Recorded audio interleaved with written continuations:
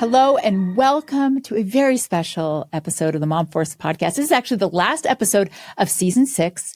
I cannot believe we've been doing this for season 6. This is our CMO from Chatbooks, Peterson, and my dear friend who has joined me to talk about all the things around this special moment in time for parents, for mothers especially. Yes. So I'm a mom of 4, as you know all these things, but I'm a mom of 4. My oldest is 20. She graduated 2 years ago. And I have my second who just graduated high school last week. And then I have my third just finished middle school and is moving into high school. And then one more middle schooler. And I'm the CMO of this amazing company that's mission driven, which is something I've done a lot in my career and I'm super passionate about, as you know, but there's a lot going on right now. And you're no stranger to juggling all the things, right? You've been working in marketing your whole career as you've been raising your kids. I've had all 4 kids while I've worked. But something unique about this transition, this moment with Gavin graduating has really hit you hard. Why do you think so? Yeah. So I've thought about this a lot because, you know, when Autumn graduated, she took a gap year and she traveled and she went on a lot of adventures and she was gone and came home and had a couple of moments.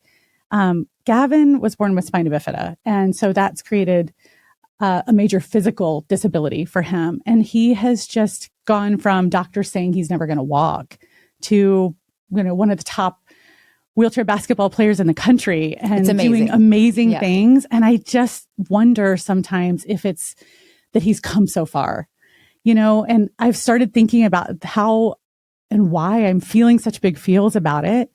And as part of it, I think it's because it's so monumental. And it's so exciting that he's come so far. And I'm just feeling all of those feels. It's not all sadness. Like sometimes I think when you cry, it's not just sadness. It's just a lot of things all together. Yeah. And I think maybe, and this is just my thought on it, he's needed you in a way that Autumn didn't. So that's kind of a drug sometimes when we feel like we can help someone in that way. But then also like, another drug is just watching his success because he's had phenomenal success. And you're so happy that he's moving on to college and to continue playing basketball, but that is going to be in the distance. It's not going to be there for you. And that just, I mean, change is hard. I have 7 kids. Right. My youngest is a junior. He's going to be a senior next year. So that'll be our last high school graduation. I've gone through graduations. My middle child just graduated from college. Right.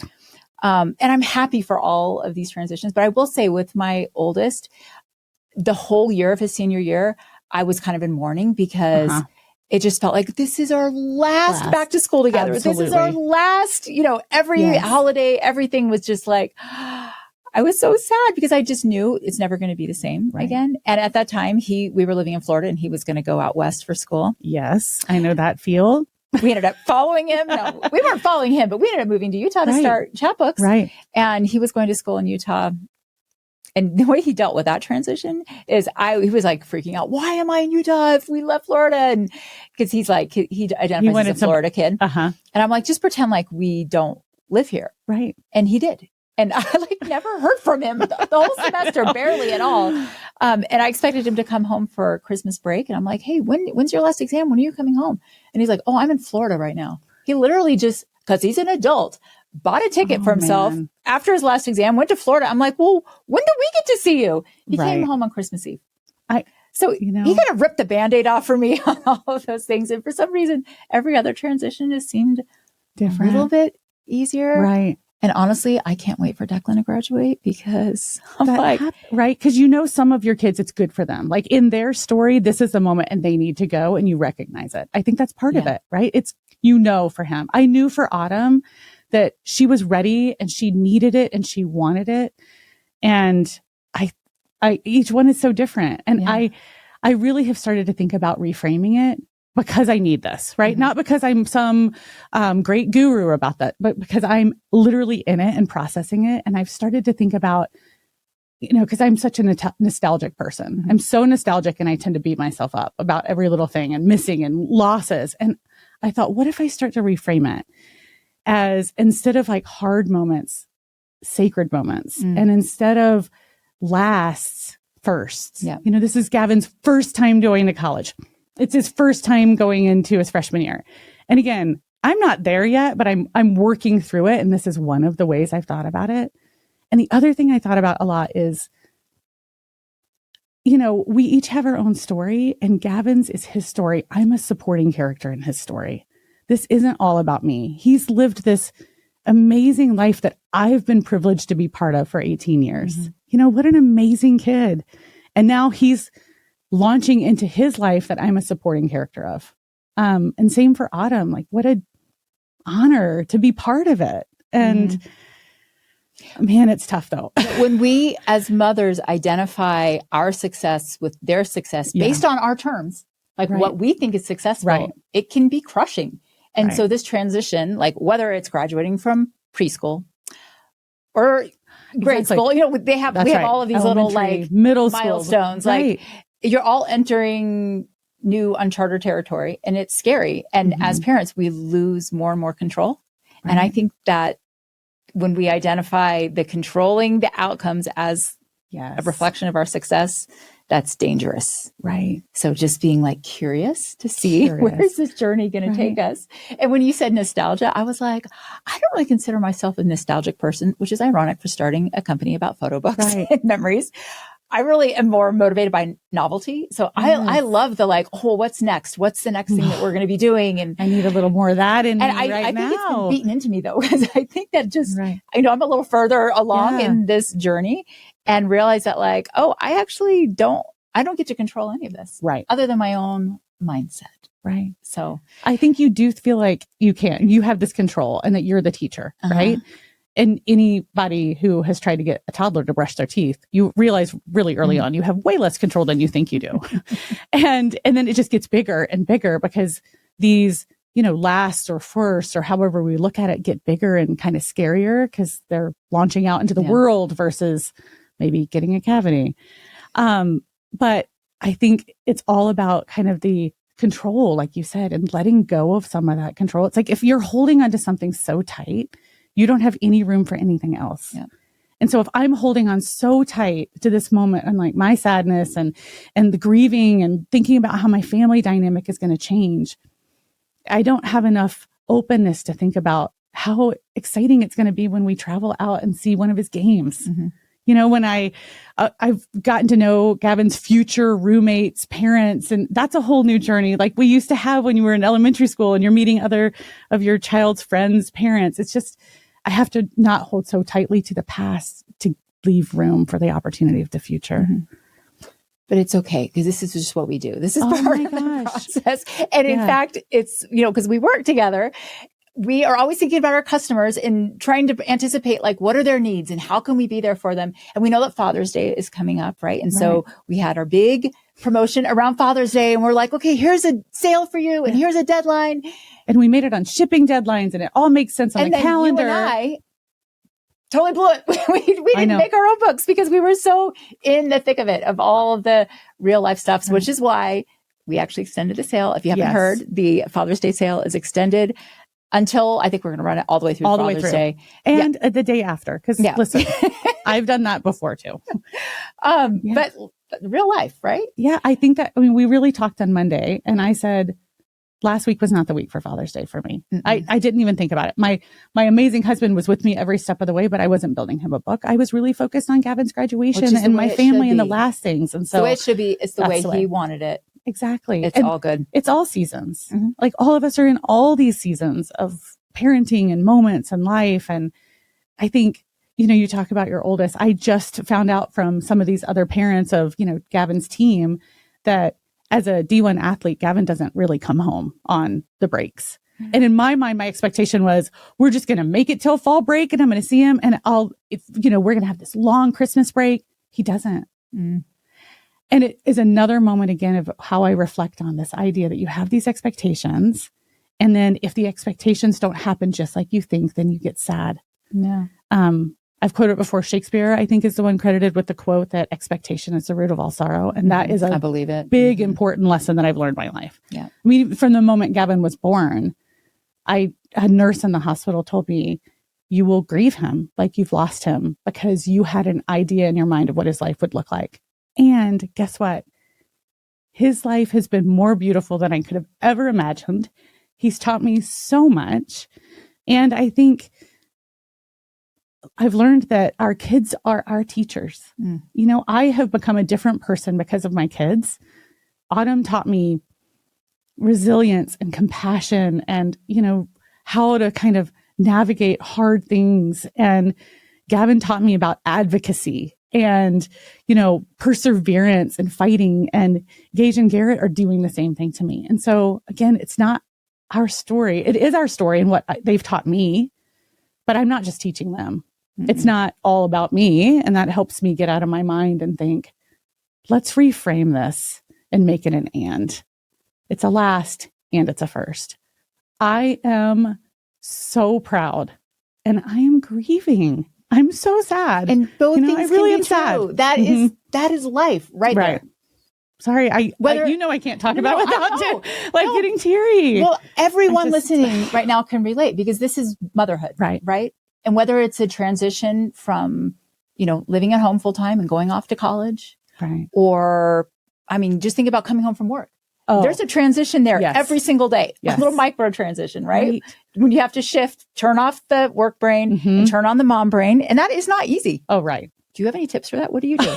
Well, you know, the commute is helpful. I had a thing for years when my kids, especially were little, that when I would drive home from work, I would call my husband and we would talk about everything through the day. Cause you know, you want to just share, you want to share all these moments. This is what happened. And this is a work thing. And this is how I felt. And this is what I'm struggling with. And what happened at home. Cause my husband has been a stay-at-home dad for all these years with my kids, which is incredible. And he tells me all about the kids so that when I walked through the door, I made a rule. I never walked through the door on my phone ever.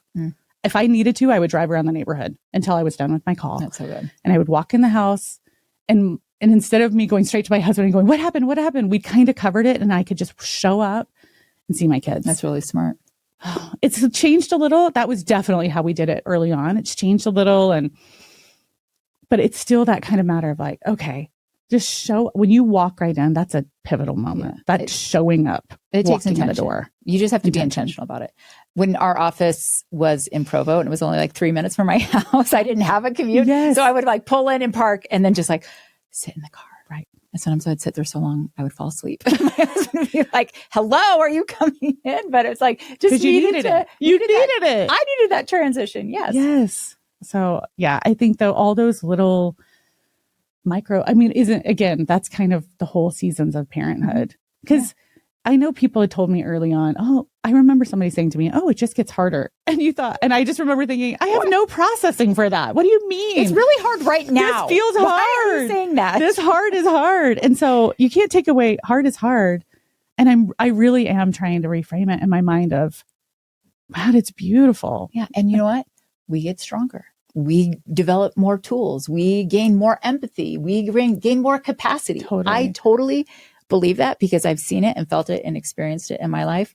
And I know we have people that listen to the podcast and are all the different ages and stages of motherhood, and every stage is hard.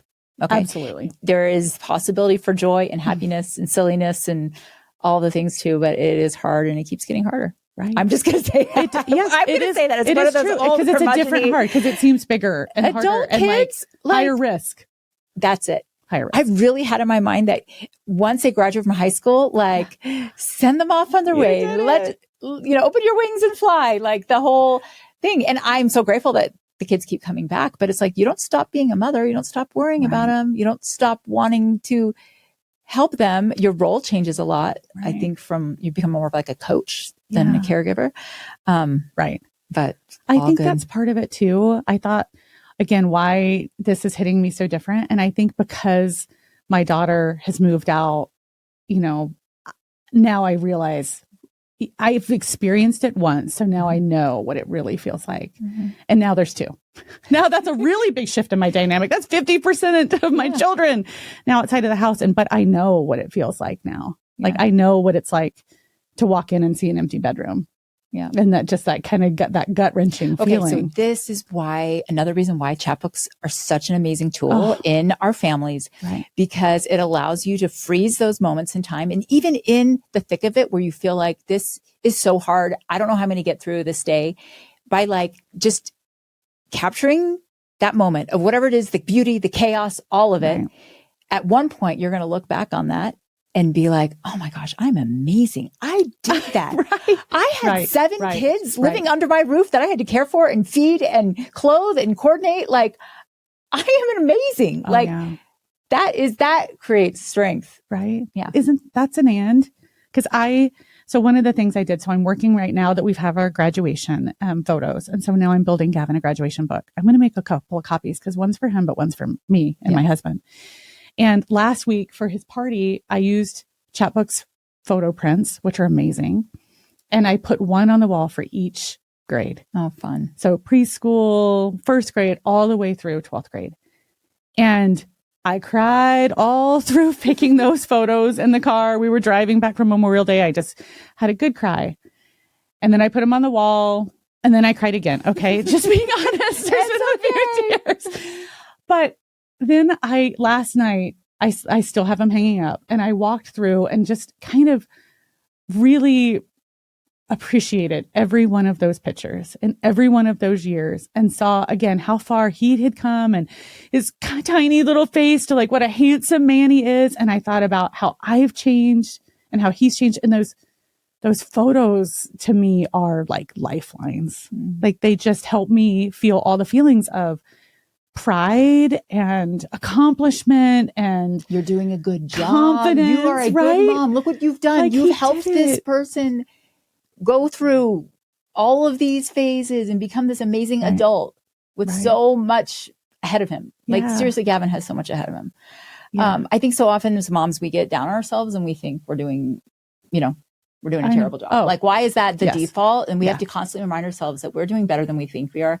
I think Chatbooks is a tool to help us do that. Our girlfriends can be like, when we actually open our mouth and are honest about the feelings that we're having, can be like, oh yeah, same. Because we've shared and you'll say something and I'm like, Vanessa, you are like the best mom I know. The minute I walk in the office, I feel like you can tell just by the look on my face and be like, But I know. I look at you and I'm like, what an amazing mom. And then we're also hard on ourselves, right? And then you lift me up. And because I would never, ever hold anyone to the standard that I hold myself to, right? We need to give ourselves way more grace. And I do think, having things to hold on to helps me. So how do we give ourselves and others more grace as we're all navigating these crazy transitions? I mean, right now we're on the cusp. No, we're not on the cusp. We've gone over the hill. We are in summer, which can be like, depending on where you are with your kids, and their ages, that can be a really scary, stressful, intimidating thing. Like, how do you give yourself grace? I think sometimes I need a good cry. I do. Sometimes I need a bath. Therapeutic. Oh, yeah. Sometimes I actually need some time with Gavin or I need to call my daughter, and I feel like giving yourself what you need, appreciating all those things, just honoring it and knowing it really is about the end.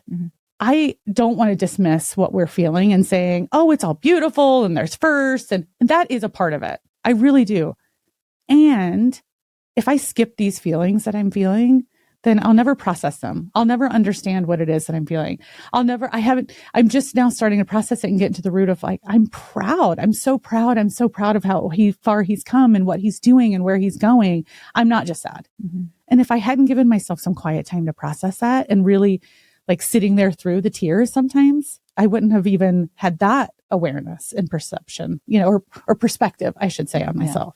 So I think we have to give ourselves grace, give ourselves time. Yeah. And I think in one way that we can give others grace is by recognizing that we're all doing this different. And that's great. I mean, that's the beauty of all, right? There's no one right way to mother. Yeah.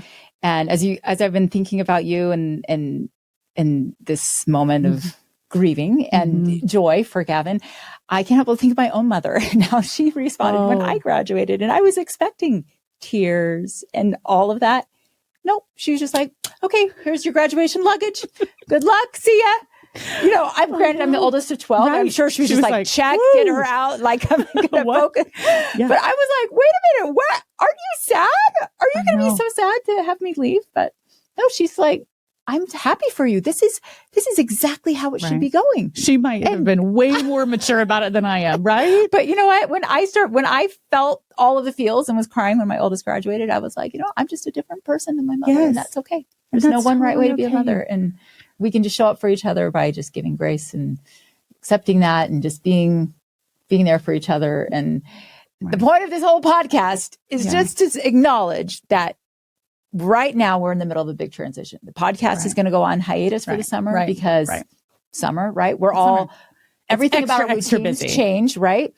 And it's going to get stressful. And you might be on social media seeing some of your friends mothering in a different way. Right. Perhaps they're off in London or Hawaii or doing big, fantastic trips. And maybe that's not happening for your family. And that's okay. You can still have an amazing, magical, connecting summer that will strengthen your family.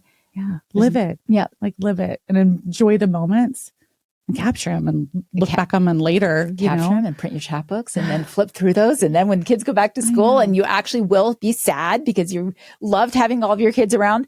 I don't know. Is that a thing? Do you get sad? I think you send your kids back to school and then you're like, phew, we made it. And then you're like, oh, then that's when you pick up the chapbooks. I mean, to quote the movie, Inside Out, the movie, I love it because in the storyline, there was the joy where there were all those joyful moments and then with sadness would touch them. And again, I just think that's such a great movie because of the psychology behind it, because I recognize that is what it is.